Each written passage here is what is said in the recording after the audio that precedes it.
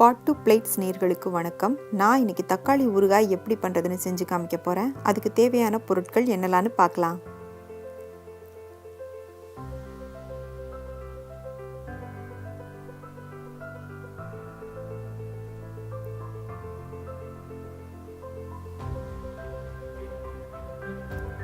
நான் இங்கே 1 கிலோ தக்காளி எடுத்து வச்சுருக்கேன்.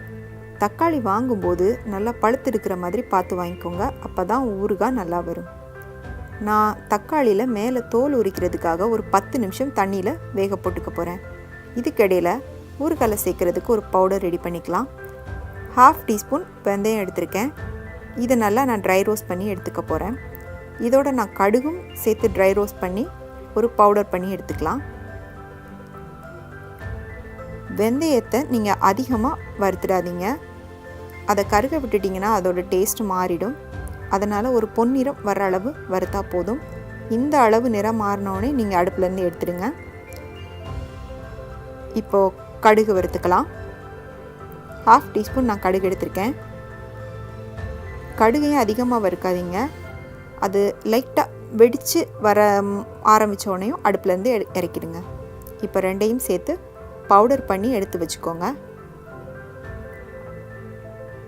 இப்போ தக்காளி ரெடி ஆயிடுச்சான்னு பார்க்கலாம். தக்காளி ரெடி ஆயிடுச்சு. தக்காளி ரெடி ஆயிடுச்சா நம்ம எப்படி கண்டுபிடிக்கிறதுனா, இந்த மாதிரி தக்காளிக்கு மேலே வெடிப்பு வந்துருந்துச்சுன்னா தக்காளி ரெடி ஆயிடுச்சுன்னு அர்த்தம். நான் இப்போ இதை எடுத்து தோல் உரித்து வச்சுக்க போகிறேன். பாருங்கள், என்னோடய தக்காளி எல்லாம் நல்லா வெடித்து வந்திருக்கு. நான் இதை தோல் உரிச்சுக்க போகிறேன். தோல் உரித்த தக்காளியை நான் ஒரு மிக்சி ஜாரில் போட்டேன். இதோட ஒரு எலுமிச்சப்பழ அளவுக்கு நான் புளி சேர்த்துருக்கேன். அதோட 10 காய்ந்த மிளகாய் நான் சேர்க்குறேன். உங்களுக்கு காரம் அதிகமாக பிடிக்கும்னா நீங்கள் அதிகமாக காய்ந்த மிளகாய் நீங்கள் சேர்த்துக்கலாம். இதை நான் மிக்சியில் அரைச்சி பியூரி பண்ணி எடுத்துட்டேன். நான் அரைச்ச தக்காளி பியூரியை வடிகட்டி எடுத்துக்க போகிறேன். வடிகட்டி அந்த விதைகள் எல்லாம் நான் தனியாக எடுத்துகிற போகிறேன். நீங்கள் உங்களுக்கு அப்படியே நீங்கள் யூஸ் பண்ணுறதா இருந்தால் கூட நீங்கள் பண்ணலாம். இதில் நான் 100 ml நல்லெண்ணெய் எடுத்திருக்கேன். அதில் 2 டேபிள் ஸ்பூன் நல்லெண்ணெயை நான் தனியாக எடுத்து வச்சுட்டு மீதியை நான் கடாயில் ஊற்றிட்டேன். அந்த 2 டேபிள் ஸ்பூன் நல்லெண்ணெயை நான் கடைசி தாளித்து கொட்டுறதுக்காக நான் வச்சுருக்கேன். இப்போ எண்ணெய் சூடாயிடுச்சான்னு பார்க்கலாம். இதோட நான் 10 பல்லு பூண்டு கட் பண்ணி வச்சுருக்கேன், அதை சேர்த்துட்டேன். தக்காளி ஊறுகாயில் நம்ம பூண்டு சேர்க்கும்போது அந்த பூண்டோட டேஸ்ட் ரொம்ப நல்லா வருது. அதனால் நீங்கள் உங்களுக்கு அதிகமாக பூண்டு வேணும்னா நீங்கள் அதிகமாக கூட நீங்கள் சேர்த்துக்கலாம். பூண்டு ஓரளவு வதங்கினா போதும், ரொம்ப வதக்கணும்னு அவசியம் இல்லை. இப்போ நாம் வடிகட்டி வச்சுருக்க தக்காளி பியூரியை நாம் இதில் சேர்த்துக்கலாம். இது ரெடி ஆகிறதுக்கு எப்படியும் ஒரு 30 நிமிஷமாவது ஆகும். நீங்கள் இடையில செக் பண்ணிக்கோங்க. இந்த தக்காளியில் இருக்கிற தண்ணி எல்லாம் சுண்டி அப்படியே அந்த எண்ணெய் எல்லாம் தனியாக பிரிஞ்சு வரும். அந்த அளவு நீங்கள் அடுப்பில் வச்சுருக்கணும்.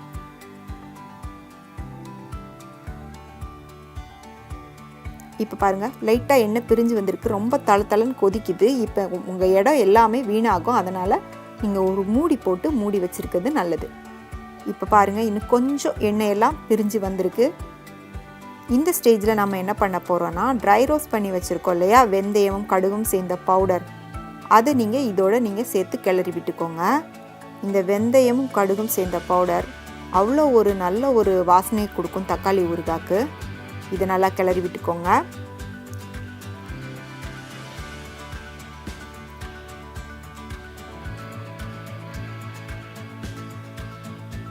பாருங்கள், இன்னும் கொஞ்சம் எண்ணெய் பிரிஞ்சு வந்திருக்கு. இந்த ஸ்டேஜில் நான் உப்பு கலந்துக்க போகிறேன். இதே ஸ்டேஜில் நீங்கள் காரம் கூட செக் பண்ணிவிட்டு உங்களுக்கு காரம் பத்தலை அப்படின்னா நீங்கள் மிளகாத்தூள் கூட சேர்த்துக்கோங்க. பாருங்கள், ஊறுகாய் ரெடி ஆயிடுச்சு. பாருங்கள், எண்ணெய் எல்லாம் நல்லா பிரிஞ்சு வந்திருக்கு. இந்த ஸ்டேஜில் நாம் தாளித்து கொட்டிக்கலாம். நான் 2 டேபிள் ஸ்பூன் நல்லெண்ணெயில் 1/2 டீஸ்பூன் கடுகு சேர்த்துருக்கேன். கடுகு வெடித்தோடனே நாம் பெருங்காயத்தூள் சேர்த்துக்கலாம்.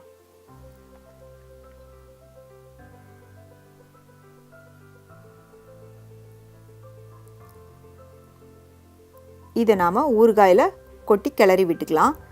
நீங்கள் இதை ஒரு நல்ல ஏர்டைட் கண்டெய்னரில் போட்டு ஸ்டோர் பண்ணி வச்சுக்கோங்க. நீங்கள் வெளியில் வச்சிங்கன்னா ஒரு வாரம் வரை நல்லா கெடாமல் இருக்குது. ஃப்ரிட்ஜில் வச்சா 15 நாள் கூட இருக்குது. இது இட்லி, தோசை, ரைஸ், சாம்பார் சாதம் எல்லாத்தோடையும் ரொம்ப சூட்டபுளாக இருக்குதுங்க. நம்மளோட தக்காளி ஊறுகாய் ரெடி ஆயிடுச்சு. நீங்களும் இதை கண்டிப்பாக உங்கள் வீட்டில் ட்ரை பண்ணி பார்த்துட்டு எப்படி இருந்துச்சுன்னு எனக்கு கமெண்ட் பண்ணுங்கள்.